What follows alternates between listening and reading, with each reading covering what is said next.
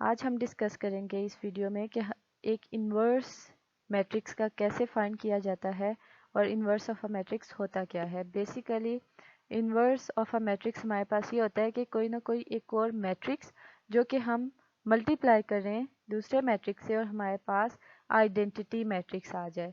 For example अगर हम एक मैट्रिक्स कंसीडर कर रहे हैं ए और उसे हम एक रिजल्टेंट मैट्रिक्स से मल्टीप्लाई कर रहे हैं और उसमें हमारे पास आंसर आइडेंटिटी मैट्रिक्स आ जाए, तो वो हमारे पास जो रिजल्टेंट मैट्रिक्स होता है वो ओरिजिनल मैट्रिक्स का इन्वर्स होगा। फॉर एग्जांपल जब हमारे पास ए का इन्वर्स जो होगा तो उसे हम डिनोट करेंगे इस तरह से।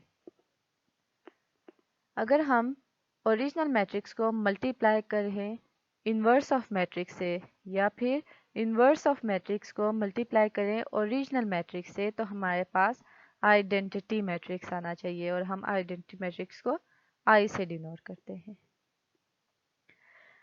एक मैट्रिक्स का इन्वर्स फाइंड करने का मेथड ये होता है कि हम सबसे पहले उस मैट्रिक्स का एडजॉइंट फाइंड करते हैं और डिटर्मिनेंट फाइंड करते हैं। अगर हमारे पास डिटर्मिनेंट 0 के इक्वल आ जाए तो हमारे पास उसका इन्वर्स पॉसिबल नहीं है, हम डिटर्मिनेंट पे ही स्टॉप कर जाते हैं, हमें फिर एडजॉइंट भी फाइंड करने की ज़रूरत नहीं होती। लेकिन अगर हमारे पास एक डिटर्मिनेंट मैट्रिक्स का 0 नहीं आए तो वो हमारे पास नॉन सिंगुलर मैट्रिक्स होता है और उसका इन्वर्स पॉसिबल। फॉर एग्जांपल मैं यहाँ पे कंसीडर कर रही हूँ a इज इक्वल्स टू 1 3 4 2। तो जब हम इसका इन्वर्स फाइंड करना होगा तो सबसे पहले हम इसका डिटर्मिनेंट फाइंड करेंगे। मैं 2/2 का मैट्रिक्स ले रही हूँ, 3/3 का मैट्रिक्स भी सेम ऐसे ही सॉल्व होगा, जस्ट एडजॉइंट फाइंड करने का मेथड डिफरेंट है और हमने वो एडजॉइंट प्रीवियस वीडियो में फाइंड किया था। तो सबसे पहले डिटर्मिनेंट फाइंड करेंगे तो हमारे पास डिटर्मिनेंट इस मैट्रिक्स का -10 आ रहा है जो कि 0 के इक्वल नहीं है, तो मतलब हमारे पास इन्वर्स पॉसिबल है, ये मैट्रिक्स हमारे पास एक नॉन सिंगुलर मैट्रिक्स है। तो जब हम इसका एडजॉइंट फाइंड करेंगे तो ये वाला जो डायगोनल है इसके एलिमेंट्स आपस में रिप्लेस होंगे और इस डायगोनल के एलिमेंट्स के साइन चेंज होंगे। तो हमारे पास 1 2 के साथ चेंज होके 2 1 हो जाएगा और 3 और 4 माइनस के साथ मल्टीप्लाई होके -3 और -4 आ जाएंगे।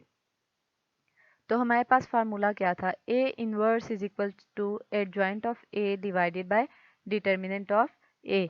तो सबसे पहले हम पुटिंग करेंगे एडजॉइंट ऑफ ए, हमने ये फाइंड किया हुआ है और डिटर्मिनेंट ऑफ ए हमारे पास -10 है, तो मैट्रिक्स डिवाइडेड बाय -10।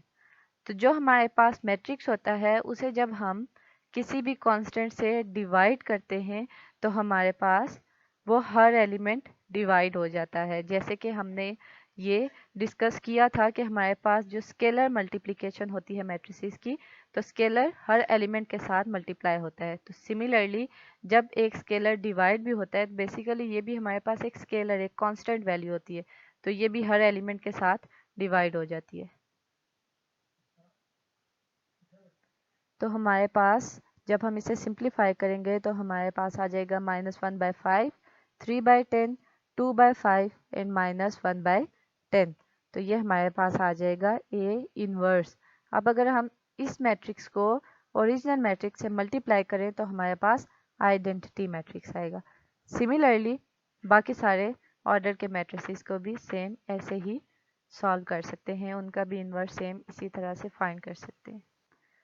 नेक्स्ट अब हमारे पास कुछ प्रॉपर्टीज है इन्वर्स से रिलेटेड। तो अगर हमारे पास दो मैट्रिसेस हों जो कि नॉन सिंगुलर हो, मतलब उनका डिटर्मिनेंट 0 नहीं हो, नॉन ज़ीरो हो, तो उस वक्त हमारे पास कुछ प्रॉपर्टीज होल्ड करेंगी कि अगर हम मैट्रिक्स का इन्वर्स लें और उसका अगेन इन्वर्स लें तो हमारे पास ओरिजिनल मैट्रिक्स आ जाता है। सिमिलरली अगर हम दो मैट्रिसेस को मल्टीप्लाई करें और होल ट्रांसपोज लें, for example A multiply B whole transpose, हमारे पास इक्वल आएगा सेकंड मैट्रिक्स का इन्वर्स मल्टीप्लाई फर्स्ट मैट्रिक्स का इन्वर्स, मतलब B inverse A inverse. Third हमारे पास होता है कि अगर हम एक मैट्रिक्स का ट्रांसपोज लें और देन होल इन्वर्स लें तो वो हमारे पास एक में उसी मैट्रिक्स का इन्वर्स लेके होल ट्रांसपोज लें तो उसके इक्वल आएगा। For example A transpose whole inverse is equal to A inverse whole transpose. और हमारे पास अगर ए बी को मल्टीप्लाई करें और वो आइडेंटिटी मैट्रिक्स के इक्वल आ जाए तो हम कहते हैं कि ए एंड बी दोनों एक दूसरे के इन्वर्सिस हैं। सिमिलरली ऐसे ही बाकी सारे भी सॉल्व होंगे। आप ट्राई करिएगा। अगर कोई भी क्यूरी हुई तो कमेंट बॉक्स में पूछ सकते हैं।